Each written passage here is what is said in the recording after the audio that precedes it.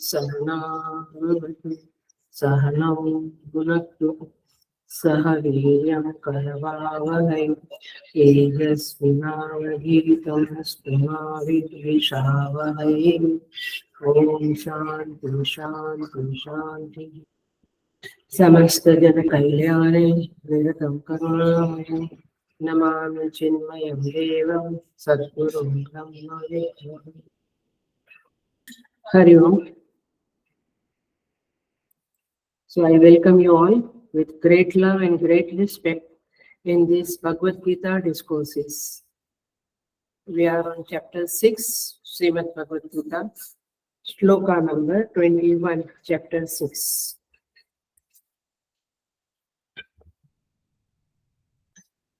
Sukham āsyantikam yattad buddhigrāyamatindriyam vetti yatra na chaivayam चितश्चलति तत्त्वतः यं लब्ध्वा चापरं लाभं मन्यते नाधिकं ततः यस्मिन् स्थितो न दुःखेन गुरुणापि विचाल्यते तं विद्यात् दुःखसंयोगं योगसंज्ञितम् स निश्चयेन योक्तव्यः योगो निर्विण्णचेतसा संकल्पप्रभवान् कामान् त्यक्त्वा सर्वान् शेषतः मनसैवेन्द्रियग्रामं विनियम्य समन्ततः शनैरुपरमेत् बुद्ध्या धृतिगृहीतया आत्मसंस्थं मनः कृत्वा न किंचिदपि चिन्तयेत्। Number 23, chapter 6। भगवान कहते हैं ध्यान योग कैसे करना है, इसके बारे में परमेश्वर समझा रहे हैं अर्जुन को। तम विद्या 23 नंबर का श्लोक है। तम विद्या दुख संयोग वियोगम, दुख संयोग वियोगम योग संज्ञितम। भगवान कहते हैं दुख रूप संसार के संयोग से जो रहित है, दुख रूपी संसार के संयोग से जो रहित है, जिसका नाम योग है। माने योग माने दुख रूप संसार के संयोग से रहित होना, माने दुख से रहित होना। चलो, तम विद्या उसे जानना चाहिए। माने भगवान यहाँ पे आदेश देते हैं कि उस योग को जानना चाहिए जिससे तुम दुख से रहित हो जाते हो। I think it's a great, क्या बोलते हैं, बहुत बड़ा ऑफर है। सनिश्चयेन योक्तव्यः योगो अनिर्विण्ण चेतसा। भगवान कहते हैं उस योग को जानो और फिर निश्चयेन योक्तव्यः, निश्चय पूर्वक माने डिसीजन, कमिटमेंट, डेडिकेशन के पूर्वक योगो अनिर्विण्ण चेतसाः।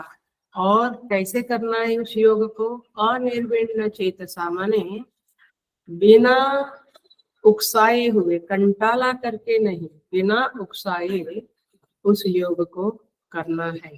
तो पहले तो योग क्या है? भगवान ने कहा दुख रूपी संसार से वियोग, माने दुख रूप संसार से छूट जाना, उसे योग कहेंगे। और फिर भगवान कहते हैं उस योग को जानो और उस योग को निश्चय पूर्वक, कंटाला किए बिना, मैंने उकसाए बिना उस योग को करो। योक्तव्य माने करना कर्तव्य है, करना चाहिए, ऐसा भगवान ने कहा है। देखते हैं।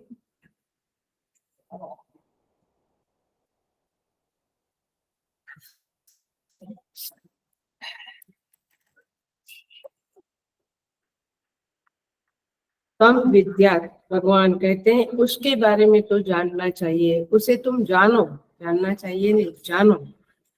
जिसे मैं योग कह रहा हूँ, योग की संज्ञा दे रहा हूँ, वह वास्तव में क्या है। भगवान कहते हैं वह वास्तव में वियोग है। हाँ, योग माने वियोग है क्या? योग माने वियोग है, ऐसा भगवान कहते हैं। कैसा वियोग है? मैंने वियोग वियोग संगीतम, ये भगवान ने कह दिया, तो किसका वियोग है? दुख संयोग। भगवान कहते हैं हम लोगों के साथ ऐसा दुख का संयोग हो गया है, उस दुख से आप मुक्ति को प्राप्त करो, छूट जाओ उस दुख से, दुख में मत रहो, ऐसा भगवान का कहना है। जो साधक इस बात को समझे कि मुझे दुख से दूर होना है, मुझे दुख नहीं चाहिए इस संसार में, लेकिन हेलो, बिल्कुल ध्यान से सुनना, काम की बात कर रहे हैं। दुख से छूटना तो हम सब चाहते हैं, लेकिन भगवान जो रास्ता बताते हैं उस रास्ते को चुनना नहीं है। हम अपना ही रास्ता ढूंढते हैं दुख को दूर करने के। भगवान कहते हैं नहीं, तम विद्या, तुम मुझसे सुनो कि दुख के वियोग का रास्ता क्या है। तो भगवान खुद कहते हैं दुख संयोग वियोग। तो ये जो दुख का संयोग होता है वो मन के साथ होता है ना? दुख मन में होता, सुख भी मन में होता है। तो पहले तुम क्या करो, आचार्य लोग इसका उपाय बताते हैं, भगवान के शब्दों को खोलते हैं। वे कहते हैं कि जो साधक अपने मन को अपने से भिन्न देखता है, हेलो, आई बात समझ में? मन को अपने से अलग देखना है। मैं दुखी क्यों हूँ? क्योंकि मेरा मन दुखी है तो मैं दुखी हूँ, तो हो गया दुख का संयोग। आपको दुख, आपको मन से परे होना है, मन का दृष्टा बनना है। बिल्कुल, माने जब आप मन को देखेंगे, मन का सीयर, SWR, मन के सीयर बनेंगे, दृष्टा बनेंगे, तब आपको मन भिन्न दिखेगा। तब आप मन से दुखी होने के बावजूद, ये वेदांत है, मन से दुखी होने के बावजूद आप दुखी नहीं होते। मन दुखी है बट आप दुखी नहीं हो। अभी क्या हो गया है, हम मन के साथ ऐसे जुड़ गए कि मन दुखी तो मैं दुखी है। तो भगवान कहते हैं अपने से भिन्न देखने की साधना शुरू करो। ध्यान साधना में यह नई साधना भगवान यहाँ पे बताते हैं। भगवान कहते हैं उस मन के खेल को, उस मन की जो गेम है उसको देखो, उसको पहचानो। कौन सी बात मन आपकी सुनता है, सहयोग करता है, कौन सी बात मन नहीं सुनता है, असहयोग करता है, ये सब कुछ आप देखना चाहिए। नहीं भगवान टाइम नहीं है, तो फिर दुखी रहो ना, कोई मना नहीं करता है। सो ये मन भटकता हुआ है, और कहाँ भटकते हुए टकराता है, कुछ अपमान सह लेता है अपने ऊपर। तो साधु लोग, संत लोग कहते हैं, विनय पत्रिका में तुलसीदास जी महाराज कहते हैं, काहे को फिरत मन, हे मन तू क्यों इधर उधर भटकता है, करत बहुत जतन। तू क्यों इधर उधर की वस्तुओं का जतन करता है, सबके साथ दोस्ती करता है, मतलब कि सबके साथ संयोग करता है। काम से काम रखो ना, ऐसा बोलते हैं ना हम लोग। काहे को फिरत मन, ऐसा संत लोग अपने मन को कहते हैं। हमने कभी अपने मन से बातें की है, संभाषण किया है, कन्वर्सेशन किया है, संवाद करने की जरूरत है। और इसीलिए ये गाना भी है, मन तू काहे न धीर धरे, सुना है ना? मन तू काहे न धीर धरे, हे मन तू धैर्य पूर्वक शांत क्यों नहीं होता है। ऐसे अपने मन को साधक क्वेश्चन करता है, सजेशन करता है, समझाता है। और इसीलिए कबीर जैसे संत कह देते हैं, खुल्लम खुल्ला कह देते हैं कि हे साधक, तेरी क्या स्थिति है तू जान। तेरी स्थिति ये है, कर में तो माला फिरे, सुना है ना? नहीं सुना है? कर में नहीं सुना है? कर में तो माला फिरे माने हाथ में तो, कर माने हाथ, हाथ में तो माला फिरे, मनवा फिरे चहुदिस। कर में तो माला फिरे, मनवा फिरे चहुदिस माने क्या है? मन तो चारों दिशा में घूमता है, ये होता है। मनवा फिरे चहुदिस, कहत कबीर सुनो भाई साधो, कहत कबीर सुनो भाई साधो, यह तो सुमिरन नाही, ये तो सुमिरन नहीं हो रहा है। आपका क्या हो रहा है मैं आगे बताती हूँ। बट इस तरह से साधु संत कहते हैं कि ये भटकते हुए मन को जरा शांत करो, नहीं तो ध्यान योग नहीं होगा। Meditation is not a joke, meditation is not that easy. और 3 दिन में हो जाएगा, एक सेमिनार अटेंड करके भूल जाओ। ये जन्मों जन्म के संस्कार है, ये स्टेप वाइज साधना है जो 6ठे अध्याय में भगवान ने बताई है। और इसीलिए महाराष्ट्र के महान संत समर्थ रामदास का एक छोटा सा पोएम है, ऐसा कह दो या स्तोत्र कह दो, मना के श्लोक, सुना है ना? उसमें रामदास महाराज कहते हैं, ऐ मेरे मन क्या क्या करना है। मन के साथ संवाद है, क्लासिक है, ब्यूटीफुल है, जरूर सुनिए आप, कमेंट में भी पढ़िए, बहुत सुंदर है।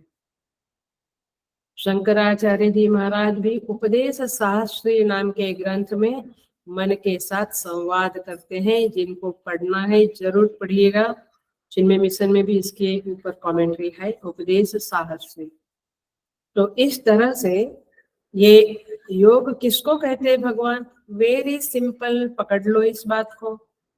चलो सिंपल, आप मन के साक्षी बन जाओ, दैट्स द ओनली साधन मेडिटेशन के समय में बने। वैसे तो हमेशा 24 घंटा बनना है, बट कम से कम भगवान कहते हैं ध्यान के समय में आप मन के साक्षी बन जाओ, मन से अलग हो जाओ, उस मन को देखो वो क्या करता है।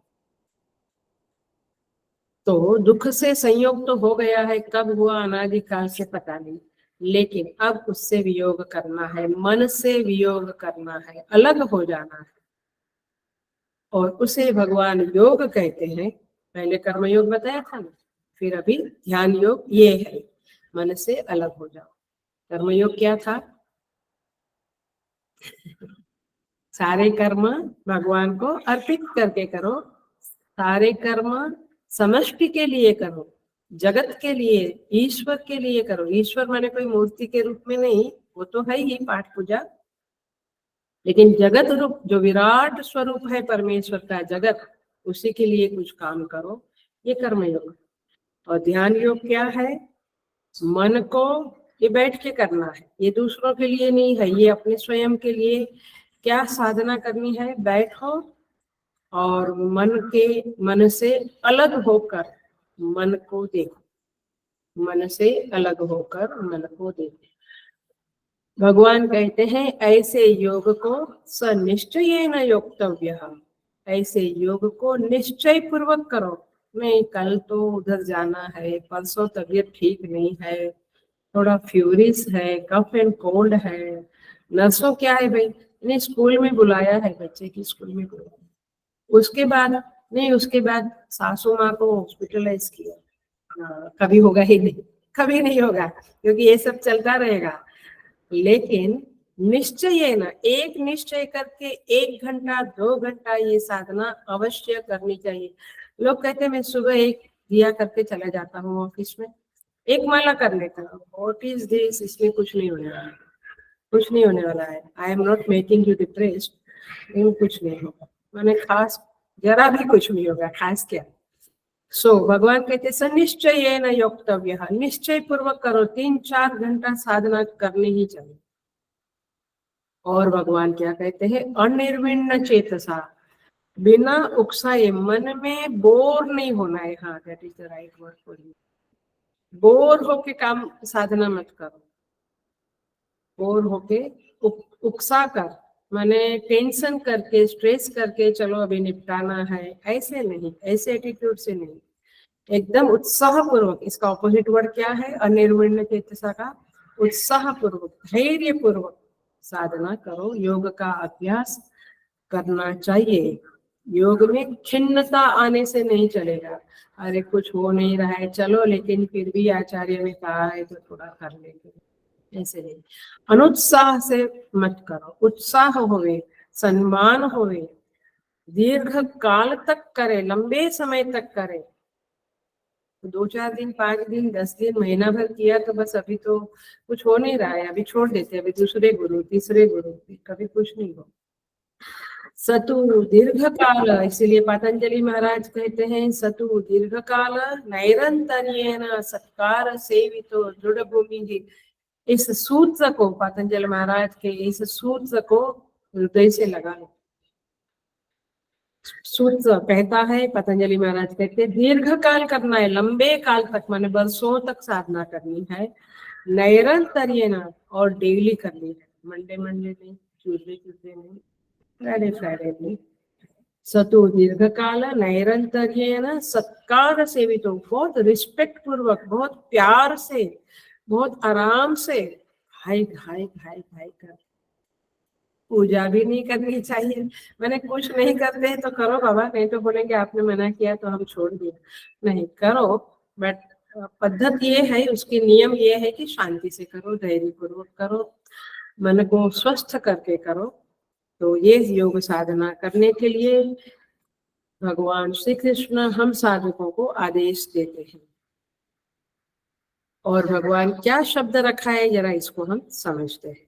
दुख संयोग वियोग, ये शब्द पकड़ लिया, मैं इस शब्द पे बोल रही हूँ, दुख संयोग वियोग। तो दुख के संयोग का के साथ योगी वियोग कर लेता है। ये वाक्य जो है ये सांख्य दर्शन का समर्थन वाक्य है, ये सांख्य दर्शन को समर्थन करता है, वेदांत भी प्रतिपादन करता है, वेदांत का भी प्रतिपादन होता है। तो देखिए सांख्य दर्शन में, ध्यान से सुनना, वैसे 6 दर्शन के बारे में आपको चाहिए तो मिशन में बुक है, स्वामी सुबोधानंद जी का ही बुक है, यहाँ पे उन्होंने दर्शन के बारे में बताया है, मैंने सांख्य योग इत्यादि।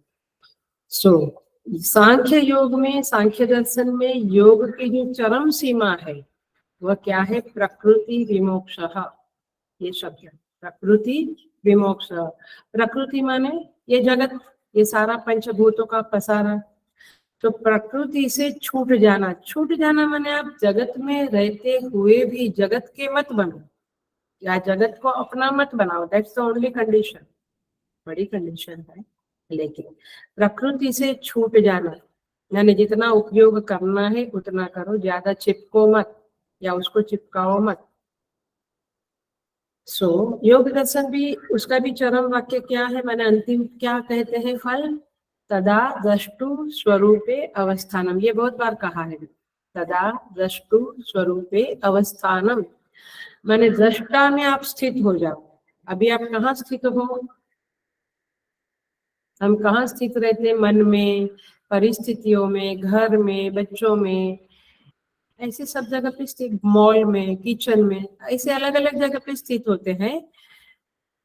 पतंजलि योग में कहा है, योग सूत्र में अंतिम सूत्र है, तदा द्रष्टु स्वरूपे अवस्थान। इसका मतलब क्या हुआ, आप यदि फोकस है तो अंदर स्फुरित होगा, इसका अर्थ ये हुआ दृश्य से विमोक्ष हो जाओ, विमुक्त हो जाओ, माने दृश्य जगत से अटैचमेंट ना है, समझ में आएगा। तो यहाँ पे दोनों का एक ही टाइप है, क्या है, दोनों क्या कहना चाहते हैं, सांख्य एंड योग, प्रकृति से तादात्म्य आपन्न न होवे, माने डोंट गेट अटैच्ड विथ प्रकृति, नेचर, माने जगत, पंच महाभूत का जो पसारा है उससे आप अलग रहो, माने उससे अटैचमेंट मत रखो। और यदि आपको वेदांत की भाषा में समझना है तो क्या हो गया है, पुरुष और प्रकृति का संसर्ग अध्यास हो गया है, ऐसा सांख्य दर्शन कहता है। माने पुरुष माने मैं माने चेतन आत्मा, पुरुष अथवा जीव भी कह सकते हैं, दोनों तरह से। पुरुष और प्रकृति का आइडेंटिफिकेशन माने तादात्म्य हो गया है, मिक्स हो गए हैं, दोनों मिश्रण हो गया है। चलो आपकी भाषा में, ये ठीक भाषा नहीं है बट आपको क्लिक हो गई इसके लिए, संसर्ग अध्यास हो गया है, दोनों एक दूसरे में मिल गए हैं, पुरुष एंड प्रकृति माने जीव और प्रकृति। क्या हो गया, संसर्ग अध्यास, अध्यास माने सुपर इम्पोजिशन।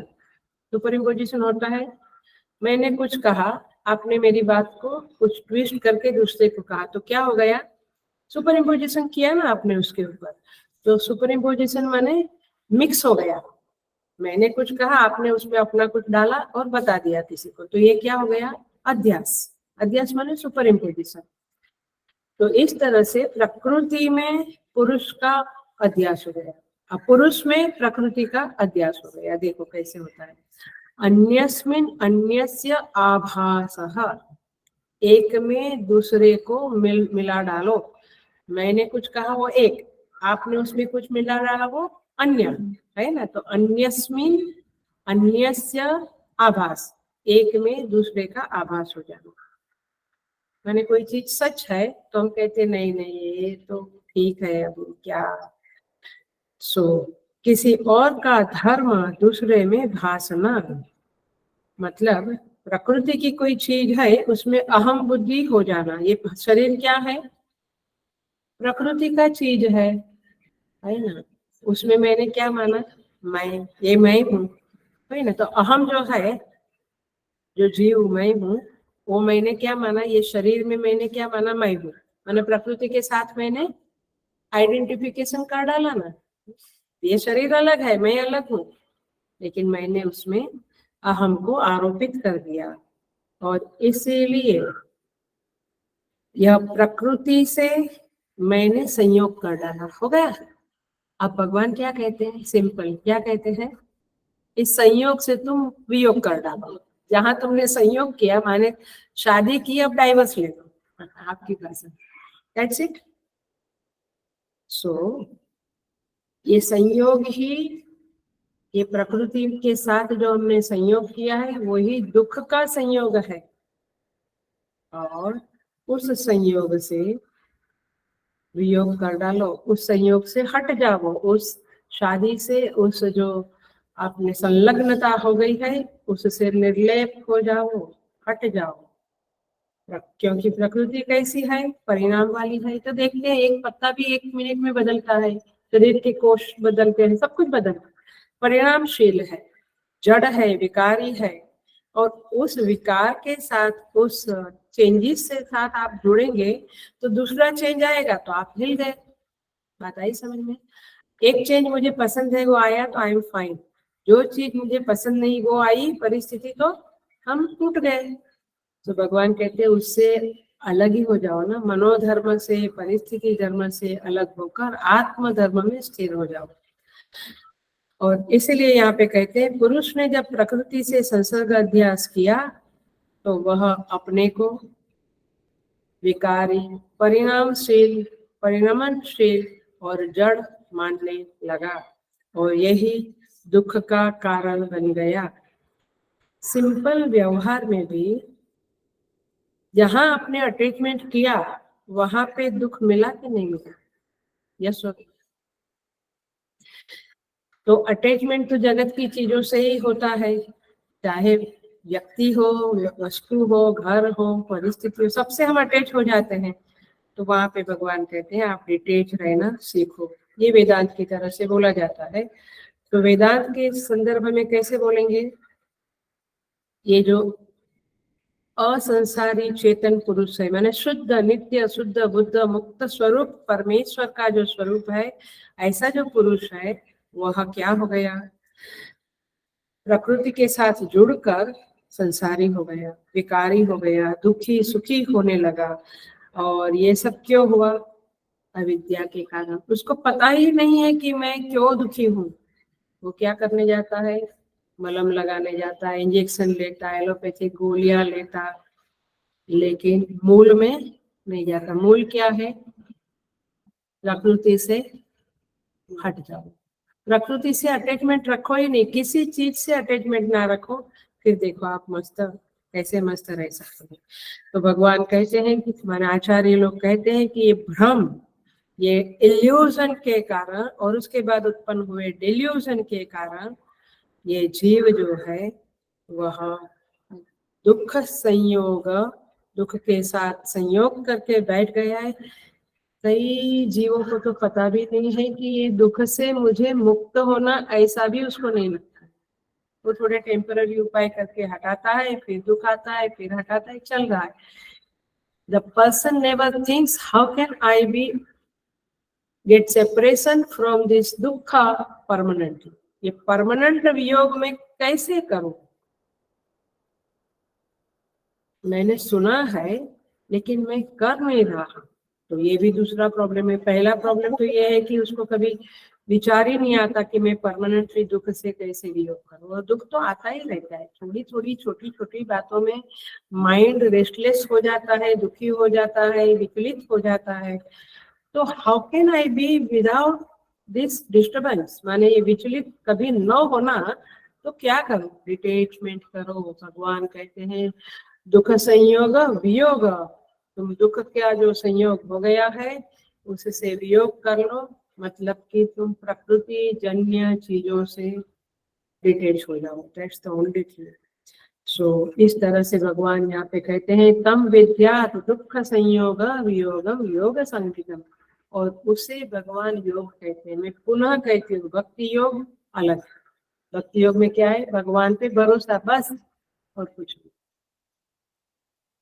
भरोसा माने समर्पण, डेडिकेशन, वो भी एक बड़ी चीज है। दूसरा है कर्म योग, ये क्या है, ध्यान योग। और ध्यान योग माने क्या, प्रकृति के पदार्थों से, माने परिस्थिति, व्यक्ति, वस्तु, घर, गाड़ी, बंगलो, दिस दैट, सब कुछ से आप अपना अटैचमेंट छोड़ दो, तब जाके ध्यान में आप स्थिर बन सकोगे। वेरी सिंपल लॉजिक है, इट्स अ प्योर लॉजिक। माने मुझे दिखता है, आपको भी दिखता होगा कि ये बात क्यों कर रहे हैं भगवान की, दुख का संयोग जहां जहां होता है, और सभी जगह होता है माय डियर फ्रेंड्स, सभी जगह होता है। तो वहां से प्रभु कहते हैं कि वियोग कर डालो ना, ज्यादा झंझट मत करो, just get detach from that and that will be a yoga. उसको ध्यान योग कहेंगे। तो आई थिंक आपको काफी क्लैरिटी आई होगी। मैं कंटिन्यूअस बोल रही हूँ कि कर्मयोग क्या है, भक्ति योग क्या है। भक्ति योग तो बिल्कुल भरोसा करने वाली बात है भगवान के ऊपर, और जैसे भरोसा होने लगता है चिंताएं कम होने लगती है, ये भक्ति योग। और चित्त परमात्मा में रम जाता है, आनंदित होता है परमेश्वर के स्मरण में, ये भक्ति योग है। सो भगवान यहाँ पे ध्यान योग की बात करते हैं, और उसके साथ सांख्य दर्शन और योग दर्शन की बात करते हुए भगवान वेदांत भी इसी के नजदीक है। भगवान कहते हैं तम विद्या दुख संयोग वियोग। सो इस तरह से 23वें श्लोक में एक प्रकार से भगवान ने निगमन कर डाला और आदेश दे दिया, तम विद्यात, उस योग को जानो। केवल मेडिटेशन सेमिनार अटेंड करके या कुछ ध्यान के बारे में कुछ कैसेट सुना, माने कुछ सीडी सुना, कुछ वीडियो सुना और करने लगे, ऐसा नहीं। You have to study, understand. Clarity के साथ ध्यान योग करने से आपको बहुत सफलता मिलेगी। सो यहाँ पे 15वें श्लोक में भी एक निगमन हुआ, युंजन एव सदात्मानम, आप आत्मा के साथ सदा जुड़े रहो, ये एक निगमन था। वो प्रक्रिया बताई थी वहां पे भगवान ने 11 से 15। और फिर 16-17 में आपको मालूम है युक्ताहार विहार खाने पीने, सोने, जागने, विहार करने, इसके बारे में भगवान ने बताया। क्या विघ्न है, क्या उपाय है, ये बताया। 18वें श्लोक में भगवान ने सॉलिड वाक्य बोल दिया, आत्मनि एव अवतिष्ठते। जो ये साधना करता है वो आत्मा में ही स्थित होता है। ये भगवान ने योगी के लक्षण बताए 18वें में, और योगी की स्थिति बताई। और 19, 20, 21, 22, 4 श्लोक में भगवान ने उसकी व्याख्या की। मैंने 18वें श्लोक की व्याख्या की और 4 श्लोक में विवरण किया। गीता में यही है। गीता बहुत, वैसे देखा जाए तो इजी है, क्योंकि आई नो, क्योंकि भगवान कुछ बात करते हैं, फिर भगवान ही उसके ऊपर विवरण करते हैं, माने कमेंट्री करते हैं। तो it's very easy if you have the eyes.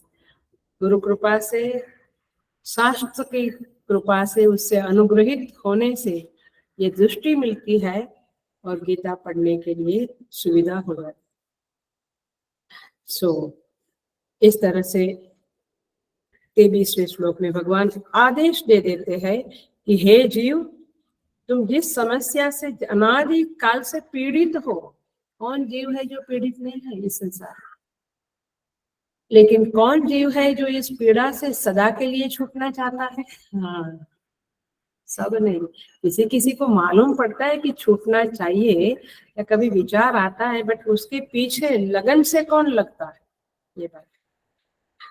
सो जिस समस्या से हम अनादि काल से जूझ रहे हैं वो केवल इसी प्रकार हल हो सकती है।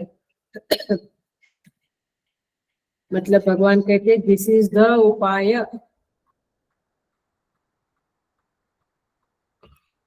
यही एक उपाय है कि आप प्रकृति से युक्त हो जाओ।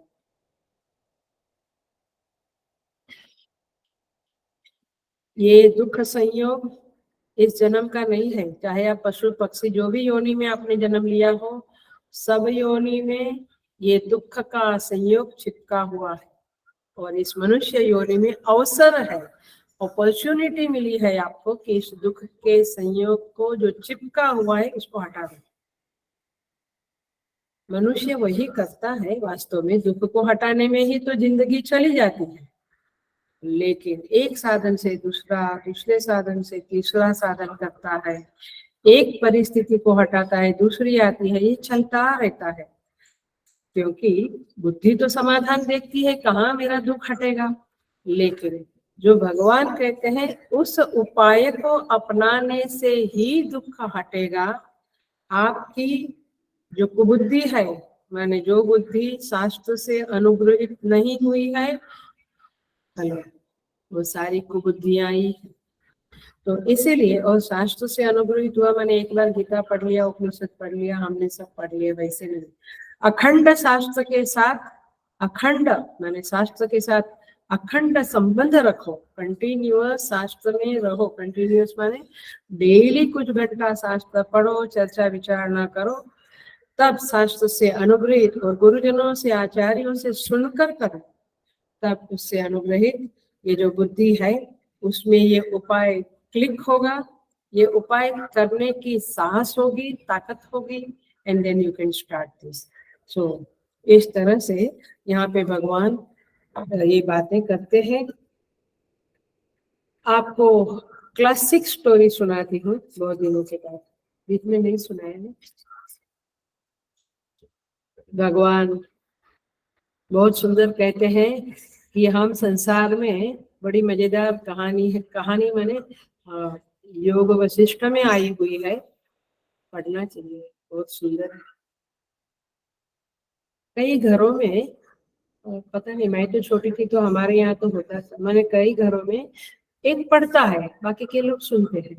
रामायण है ना, भागवत में भले प्रवचन ना होता हो घरों में, यानी जैसे अभी हम कर रहे हैं वैसे प्रवचन ना होता हो, फिर भी संत लोग कहते हैं श्रवण मात्र से काफी पुण्य होता है, और आपको फिर उसके ऊपर प्रवचन सुनने की, उसका मीनिंग समझने की जिज्ञासा उत्पन्न होती है। तो सुनते रहना चाहिए, पढ़ते रहना चाहिए। ग्रंथ ले लो, घर में पढ़ो, एक पढ़े दूसरा सुने, इस तरह से बोल के पढ़ो, फिर दूसरा पढ़े आप सुने, ऐसे पढ़ते हुए साधना अच्छी होती है, एटलीस्ट बिगिनिंग वाला के लिए। तो योग वशिष्ठ में एक टिट्टी भी पक्षी की कथा है, माने उसको टिटहरी कहते हैं हिंदी में। अब ये जो पक्षी है, माने मादा पक्षी है या मेल है, दोनों, ये पक्षी रात होते होते क्या करता है, रेत में गड्ढा करता है। रेत में गड्ढा इजी है ना, ये जमीन में तो नहीं कर सकते। रेत में गड्ढा करके पैर ऊपर करके सोता है या सोती है, मादा है। क्यों ऐसा क्यों करती है? क्योंकि वह सोचती है कि कहीं रात में आकाश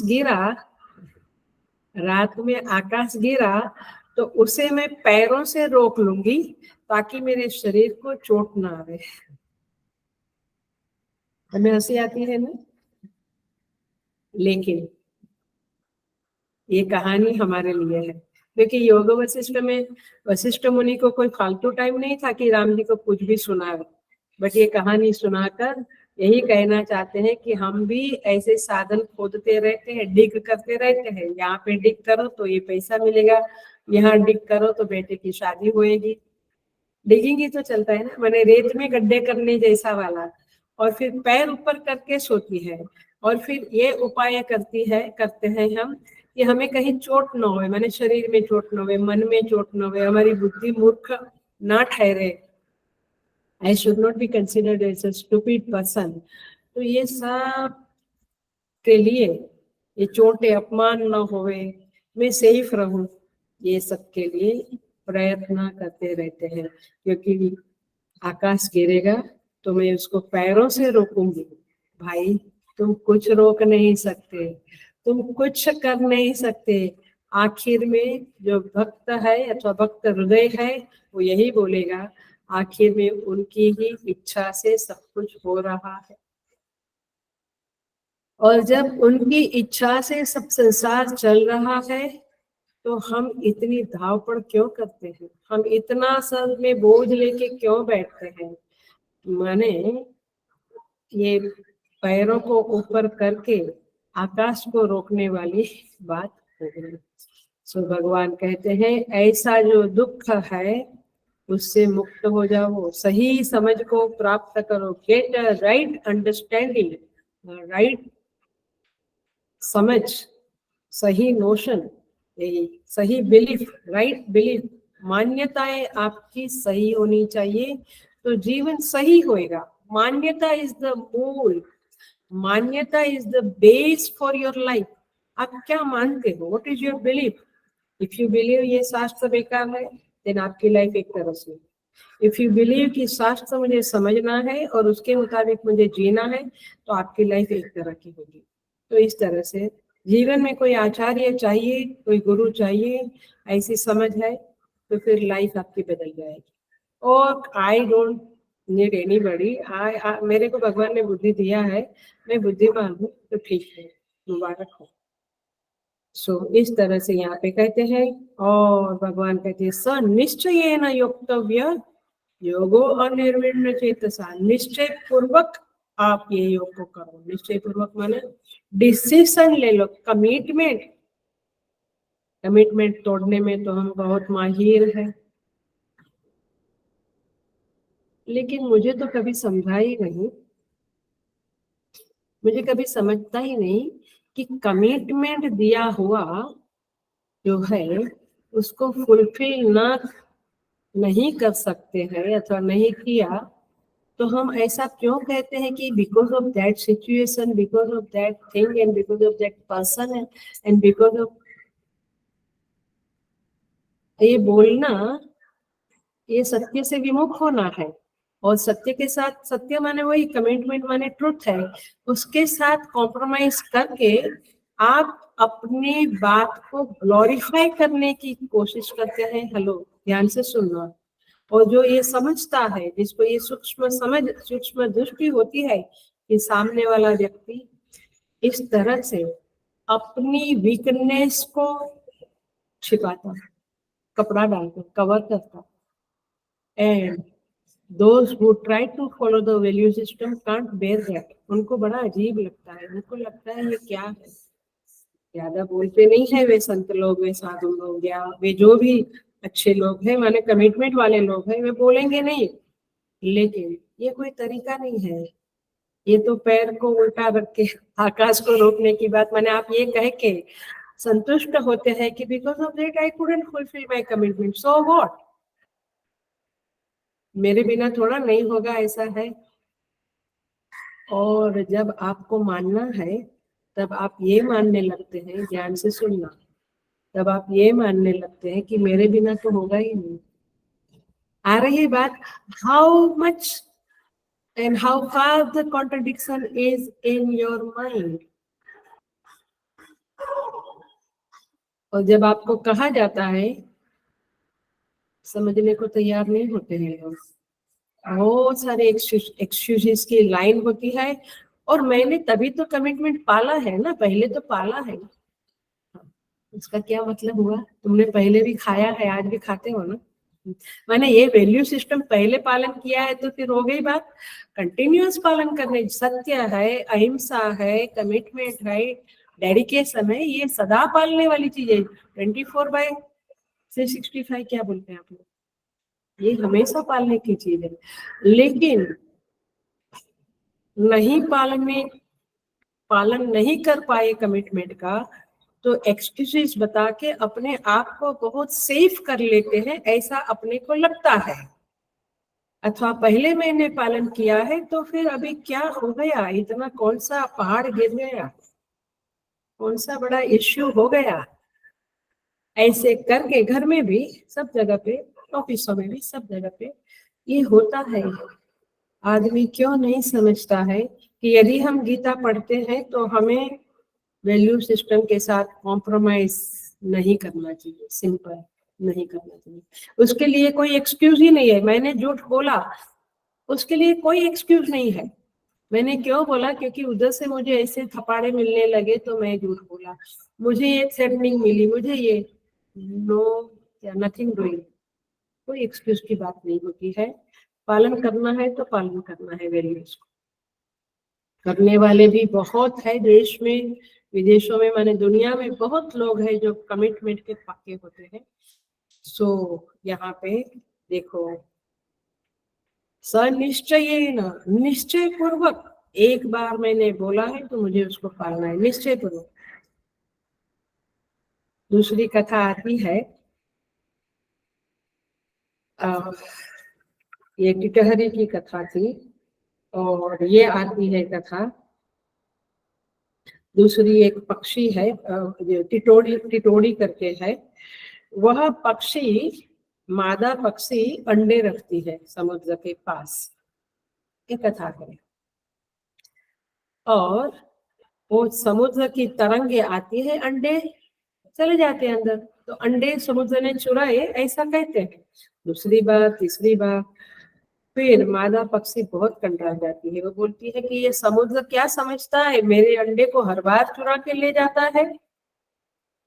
उसने कहा अब मैं समुद्र को पाठ पढ़ाती हूँ, सुनिए ना ये कथा, सुनिए ना।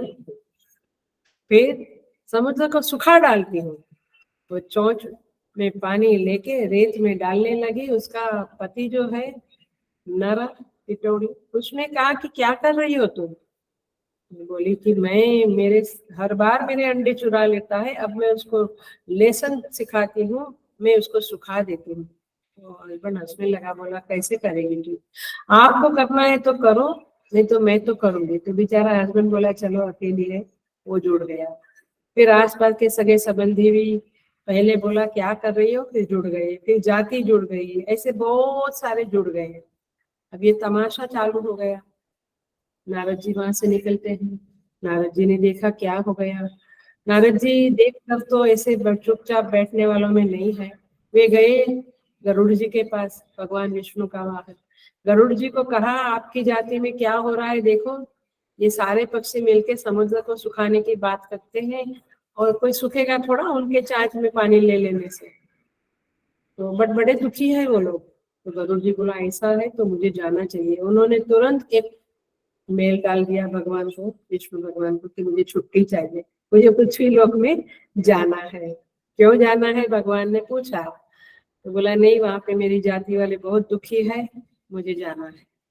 भगवान बोला ऐसे 7 दिन की छुट्टी थोड़ी मिलती है। तो भगवान, मैंने कभी जिंदगी में छुट्टी नहीं लिया, प्लीज मुझे दीजिए। भगवान बोले नहीं, तुम अकेले ऐसे कहाँ करोगे कुछ, चलो मैं ही आता हूँ। भगवान चक्र सुदर्शन लेके विष्णु भगवान निकल गए, समुद्र को दिखाया। वही जो सेतु बांधने के समय रावण लंका में, रावण के उधर लंका में जाते समय जैसे समुद्र डरा था, अभी भी डर गया, हाथ जोड़ा, प्रभु क्या चाहिए। प्रभु ने कहा इसके अंडे वापस कर, वापस हो गए। कथा क्या कहती है, कथा ये कहती है कि if you want to do something, आप निश्चय पूर्वक और निर्विण्ण के बिना उकसाए किया करो। आप करते रहो, ऊपर वाला सहाय करेगा ही करेगा ही करेगा। आप डिसीजन ले लो, मुझे ये चाहिए, और उसके लिए पूरा प्रयत्न डेडिकेटेडली करो, देखो कैसे सहाय मिलती। इसलिए तो पार्वती माता ऐसे ही शंभू को, शंकर भगवान से शादी नहीं हुआ,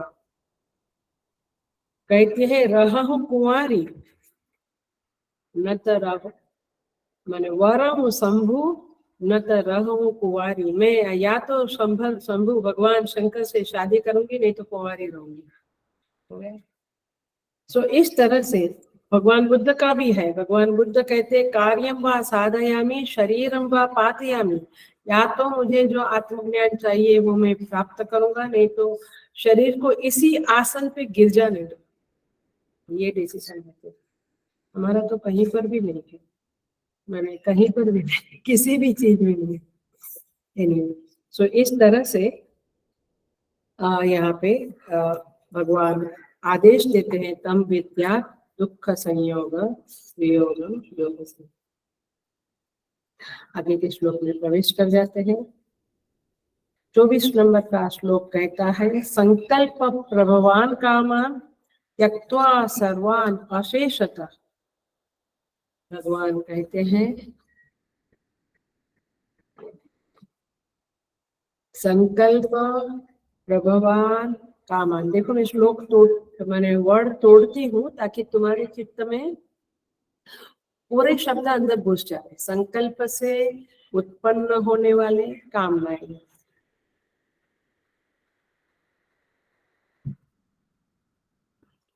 त्यक्त्वा सर्वान अशेषतः, संकल्प से जो उत्पन्न होती है कामनाएं, भगवान कहते हैं उसको टोटली कंप्लीटली छोड़ो, विशेष रूप से त्याग करके।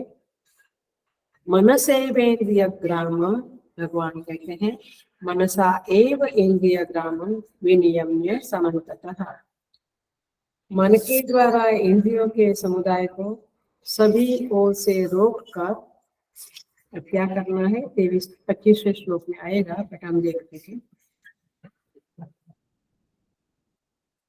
मूल बात क्या है, कामना को छोड़ो। अब क्यों भगवान कामना को छोड़ना को छेड़ने को कहते हैं, व्यवहार में नहीं। ये बात किसकी चल रही है, ध्यान के समय की बात है, सारी ध्यान की बात है, मेडिटेशन। ध्यान के समय में सारी इच्छाओं को, कामनाओं को साइड पे रख दो, छोड़ दो। और हमारा क्या होता है, कामनाएं आती रहती है, आती रहती, इच्छाएं आती रहती है। तो भगवान कहते हैं कामना करती क्या है, देखो ये इच्छाएं क्या करती, चित्त को, आपका जो ध्यान है भगवान कृष्ण में लगा है, गणपति में, शिव में, जहाँ लगा है आपका ध्यान, जो परमेश्वर में लगा है, वहां से आपके ध्यान को हटा देती है ना। मैंने लगाया भगवान में ध्यान, भगवान में लगा भी, तब तक तो आज तो 9 बजे मीटिंग है, चलो जल्दी जल्दी करना है, हो गया खत्म। फिर बार बार देखना कितना बजा कितना बजा, हो गया। तो ये कामना तो हुई, मीटिंग की कामना, या अथवा कहीं होटल में जाना है, या कहीं कुछ टीवी में कोई सीरियल देखनी है, आपकी जो जो कामनाएं है, वो कामना आपके मन को परमेश्वर से, आपके लक्ष्य से हटा देती है, सिंपल। सो ये पहली बात है, why we should leave the desires. तो भगवान कहते हैं 2 काम करो आप, एक तो कामा त्यक्त्वा, कामना को छोड़ो, और दूसरा काम ये करो कि इंद्रिय ग्रामम विनियम्य, इंद्रियों के समूह को कंट्रोल करो, सारी इंद्रियों को कंट्रोल करो, मन के द्वारा कामना को छोड़ो और इंद्रियों को कंट्रोल करो। ये दो काम करो ध्यान के समय में। तो ध्यान काल में ये सावधानी रहनी चाहिए। अब देखो कैसे करना। सावधान रहो, माने अलर्ट रहो, अवेयर रहो, जागृत रहो कि ध्यान काल में कोई कामना आई, कोई इच्छा आई, संकल्प आया, तो आपको उसे टेम्पर नहीं करना है। टेम्पर शब्द समझ में आता है? उसको जैसे बच्चे को हम टेम्पर करते ना, मैंने आइसक्रीम चाहिए, अरे बुखार है और आइसक्रीम चाहिए, तो भी हम देते रहते। पढ़ाई नहीं करता है तो ज्यादा कुछ बोलते नहीं, इसको क्या बोलेंगे? पेम्परिंग। शरीर को पेम्परिंग करते हैं, पड़े रहे हैं, उठो भाई कुछ करो, नहीं पड़े हैं, तो ये शरीर को पेम्परिंग हुआ। या जितना शरीर मांगता है, मन मांगता है, उतना रसगुल्ला खिलाओ, पिज्जा खिलाओ, ये सब क्या है? शरीर को पेम्परिंग।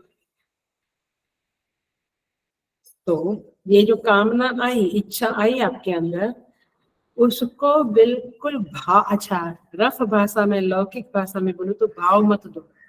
कोई आता है, हम भाव नहीं देते तो क्या होता है? तो चला जाता है। ऐसे ये इच्छा आई, उसको भाव नहीं दिया। ये शास्त्रीय भाषा नहीं है, बट आप समझने के लिए अच्छी अच्छी बात है। तो उसको सत्कार मत करो। Don't give respect and love to that desire, just ignore it. उपेक्षा करो आप किसी भी चीज की।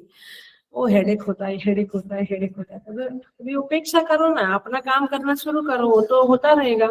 अरे बेटी आप भाई कहाँ से आया, कैसे आया, क्या हुआ, उसके ही पीछे पड़ेंगे तो बात खत्म हो गई। तो इसीलिए ये ध्यान के समय डिजायर आती है, उसकी उपेक्षा करो।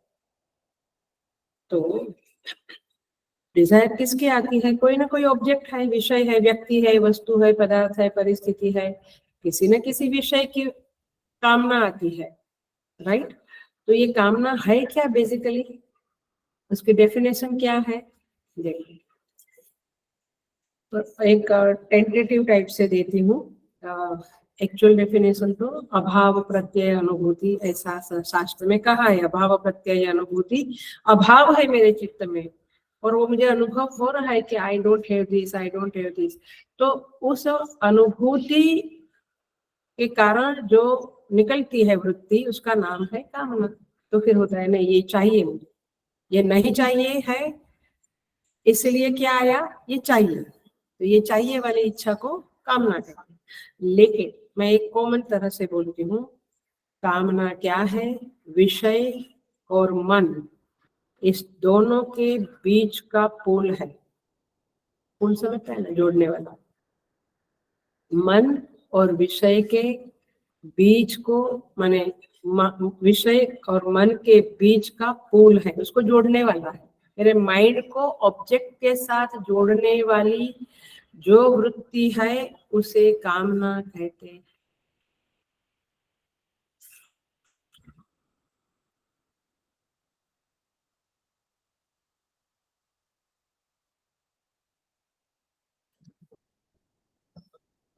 कामना जरा वेदांतिक तरह से बोलते हैं, कामना वह चित जड़ ग्रंथि है, चित जड़ ग्रंथि है जो चेतन को जड़ विषय के साथ जोड़ देती है। कई बार कहते हैं ना ये हृदय ग्रंथि, ये चित जड़ ग्रंथि क्या है?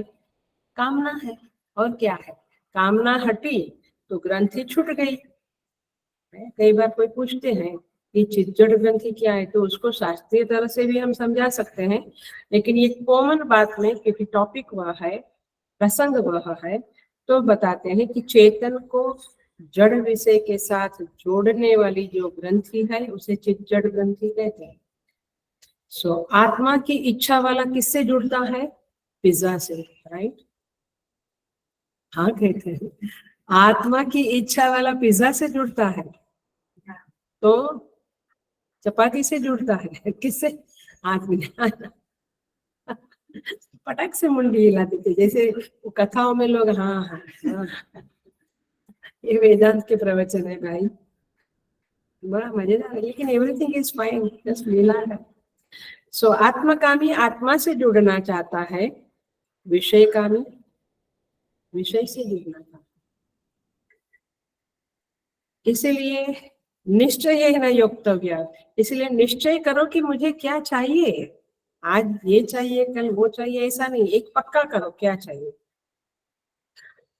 तो ध्यान करते समय हम परमेश्वर की ओर चलते हैं, उधर ध्यान जाने की कोशिश करते हैं, स्वरूप की ओर जाते हैं, और धीरे धीरे जगत के विषय हमारे चित्त से हटते जाते हैं। ये अनुभव है हमको, हटते जाते हैं, फिर आते रहते हैं बट हटते भी जाते हैं, क्योंकि हम भगवान की ओर ध्यान देना चाहते हैं। लेकिन लेकिन होता क्या है, मन बड़ा चंचल है, एक के बाद एक कामना आती है, हम पुनः भगवान में मन जोड़ते हैं, फिर कुछ न कुछ विषय आता है, फिर मन विषय में चला जाता है। ये जूडो कराटे होता रहता है ज्ञान के समय में। सो मन को जो विजातीय करने वाली जो चीज है, वृत्ति है, उसे कामना कहते हैं। तो पहले ये समझ लो कि कामना क्या है। मन को अन्य विषयों में खींच कर ले जाने वाली कोई वृत्ति है तो कामना है, और ऐसा नहीं है कि वो खाली खींच के ले जाती है। हेलो, ध्यान से समझ लेना, पकड़ लेना और अपने अनुभव को तोड़ना।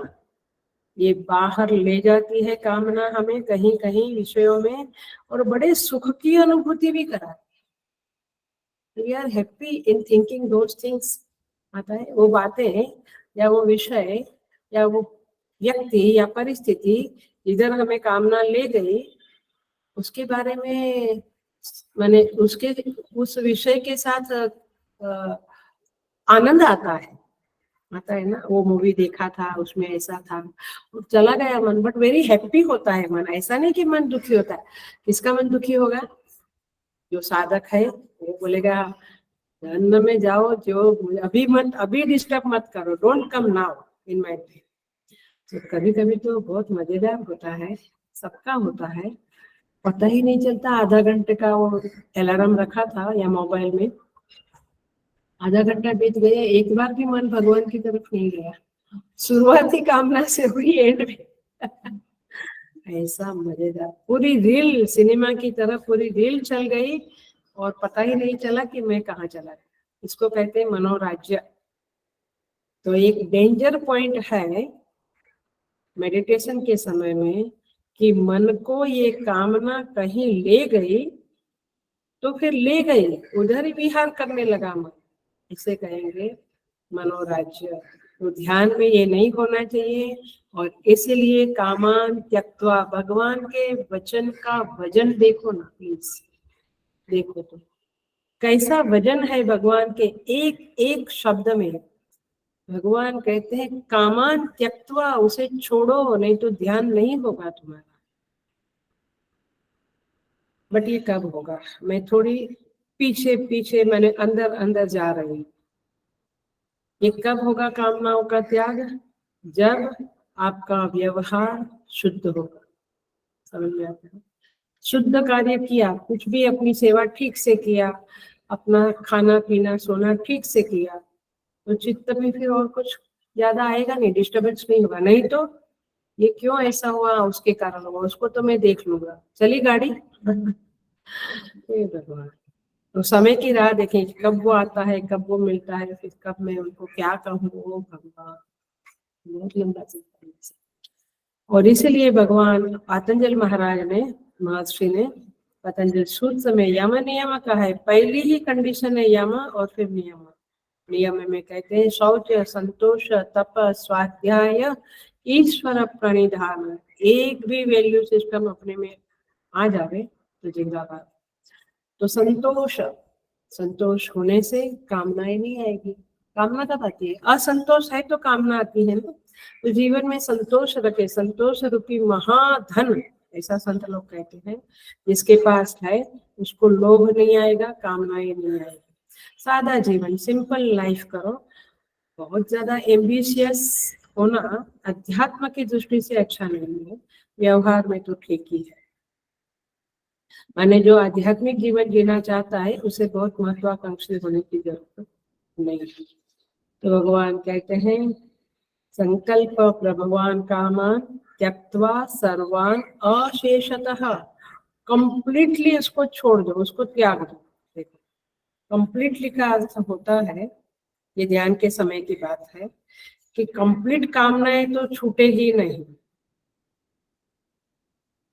जो अपने लक्ष्य है, परमेश्वर है अथवा अपने इष्ट देवता है, उनमें तो मन लगा रहेगा, लेकिन भगवान कहते हैं कि अच्छी अच्छी कामनाएं भी है, वो भी आएगी, लेकिन आप किसी कामना को प्रोत्साहन मत करो, अशेषतः कंप्लीटली छोड़ दो। जैसे क्या बोलते हैं, फनस होता है ना, उसको आप काटते हैं तो कुछ उसका कवरिंग करके काटते हैं ना, नहीं तो चिपकता है ना हाथ में। तो घी है, उसका भी थोड़ा वो रह जाता है। आपका कपूर, वो बोतल फिर हम यूज नहीं कर सकते कपूर की, क्यों? उसमें थोड़ी बास रहती है, कस्तूरी, केसर, तो थोड़ा कुछ रहता है। भगवान कहते हैं ऐसा थोड़ा कुछ भी कामना आपके चित्त में नहीं रहनी चाहिए, कंप्लीटली मुक्त हो जाओ आप कामना से। अच्छा प्रभु ठीक है, लेकिन कामना आती कहाँ से है भगवान? भगवान कहते हैं संकल्प प्रभवान कामान, पहले आपके चित्त में संकल्प उठता है। संकल्प माने क्या? संकल्प माने समझ लो, अच्छे से समझ लो, सम्यक कल्पना।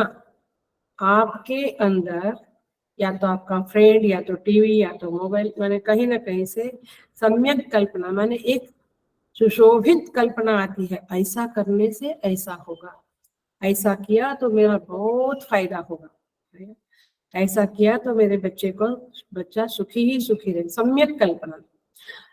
तो संकल्प आया, और फिर संकल्प से सम्यक कल्पना, उसको और खोलो तो ऐसे खोलेंगे, उसमें शोभन बुद्धि आ गई। शोभन बुद्धि माने हाँ वेरी नाइस, वेरी बैड, उसको आप लेने को कोशिश करेंगे, हाँ उससे दूर रहेंगे। वेरी गुड, उसको कहेंगे सुशोभित कल्पना।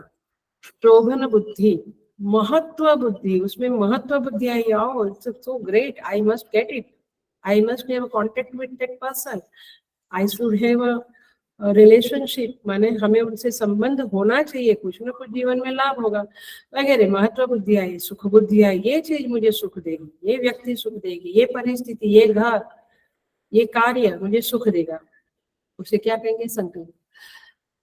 और जो सेवक होता है ना, उसके अंदर संकल्प नहीं होना चाहिए। क्यों? तो फिर मालिक से झगड़ा होएगा, वो बोलेगा ये बेटर है, मालिक बोलेगा ये करो तुम। आया? तो संकल्प, क्या भगवान क्या बढ़िया बातें करते हैं। संकल्प को ही छोड़ो आप, क्योंकि संकल्प आया तो आप डेडिकेट नहीं हो सकेंगे। तो संकल्प, भगवान कहते हैं कुछ मन में आया बात, ध्यान के समय में उसको छोड़ दो, और उसको सहयोग भी मत करो, उसको असहयोग भी मत करो, क्योंकि आप जिसको असहयोग करें, असहयोग माने विरोध, उसके साथ क्या होगा? झगड़ा होगा, डिस्टरबेंस होगा। माने आप सहयोग भी मत करो, माने विरह क्या बोलते, विरोध भी मत करो, आप उपेक्षा करते, सिंपल रहो, उसके प्रति ध्यान मत दो। That's the point. हमारा प्रॉब्लम ये है कि हम उसी की विचार करते हैं जिसके साथ विरोध करते हैं। देखा है ना, विरोधी पार्टी कंटिन्यूअस, मैं सोचती हूँ पागल कैसे नहीं होते ये लोग, एक व्यक्ति के ऊपर मैंने विरोध कितना। एनीवे, हेड्स ऑफ, स्टेमिना अच्छा है। हम लोग तो विरोध भी ज्यादा नहीं कर सकते, थक जाते है ना, ज्यादा झगड़ा वगड़ा छोड़ो यार, जाने दो। एनीवे, मजेदार है दुनिया। सो भाष्यकार कहते हैं कि आप संकल्प के आने पर निर्लिप्त रहो, don't get attach to that. उसको ऐसा संकल्प नहीं आना चाहिए, ऐसा ये कुछ भी मत सोचो, निर्लिप्त रहो, डिटेच रहो। आगे बात आ गई पिछले श्लोक वाली, डिटेच रहो, just get detach with that.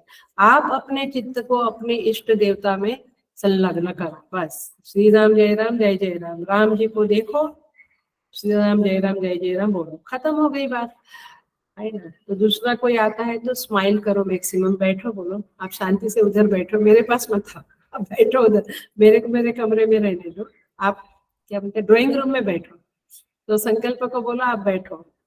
सो क्योंकि आपको ध्यान में यदि रस मिलने लगता है तो फिर आपको किसी की जरूरत नहीं है। You are independent soul. आप मस्त अपना जीवन, नहीं तो हर बार सुख की चाबी दूसरों के पॉकेट में रखकर हम जीते हैं। समझ में आया ये वाक्य? सुख की चाबी दूसरों के पॉकेट में रखकर जीते हैं। बार बार मुझे चाबी दो, मुझे चाबी दो, वो बोलता है नहीं दूंगा, फिर दुखी।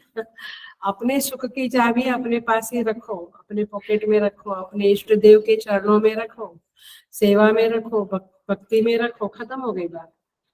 तो ये ऐसी ध्यान में ऐसा ही होता है। 8-10 विचार संकल्प आते हैं, फिर आप एक संकल्प को भाव देते हो, फिर वो संकल्प धीरे, आप देखना ये हम सबकी कहानी, फिर वो संकल्प धीरे धीरे ध्यान काल में ही आपको कामना का विस्तृत रूप बनाकर प्रकट होता है, और फिर वो संकल्प कामना पे बदल जाता है, और फिर वो कामना आपको काम्य प्रदेश में ले जाती है।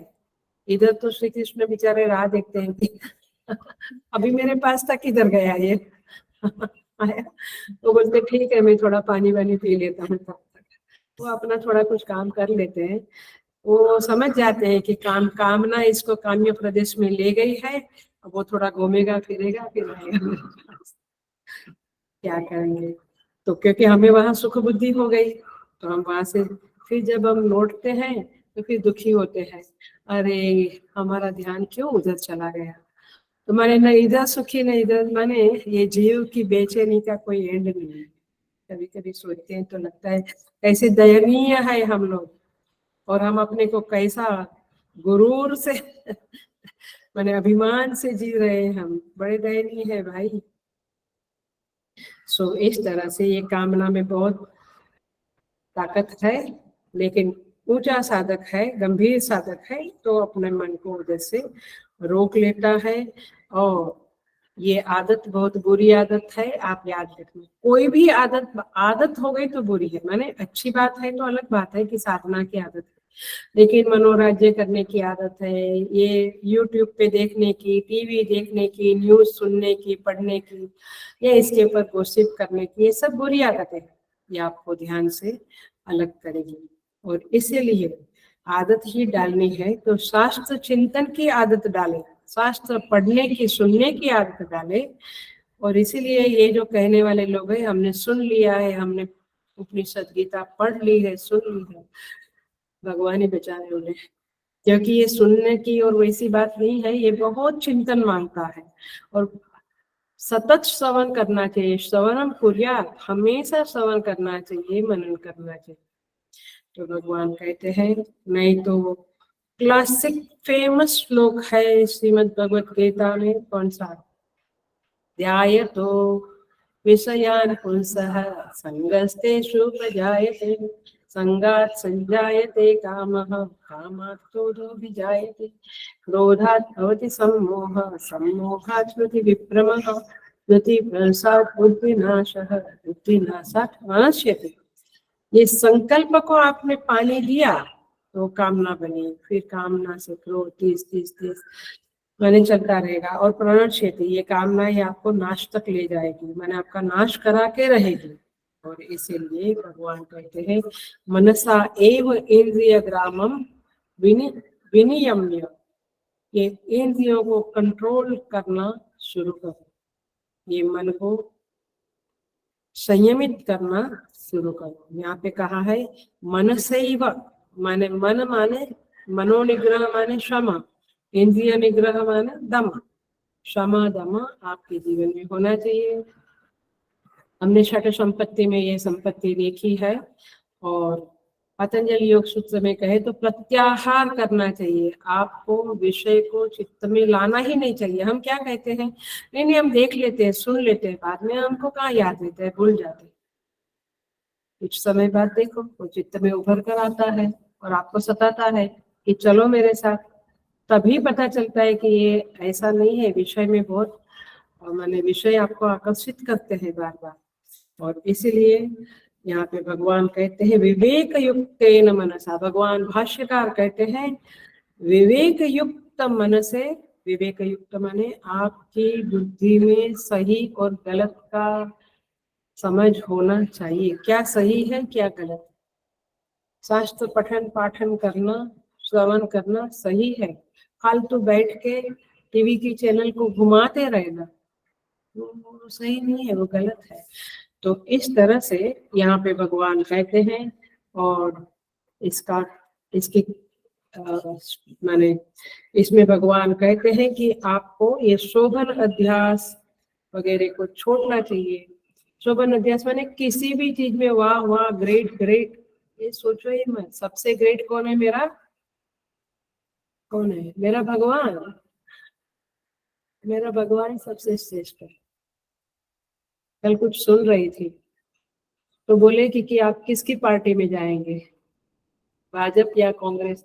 बोले हम अपने बजरंगबली की पार्टी में जाएंगे। इतना अच्छा लगा मुझे। मैंने पार्टी तो फिर अपनी एक ही है अपना, और कुछ नहीं है।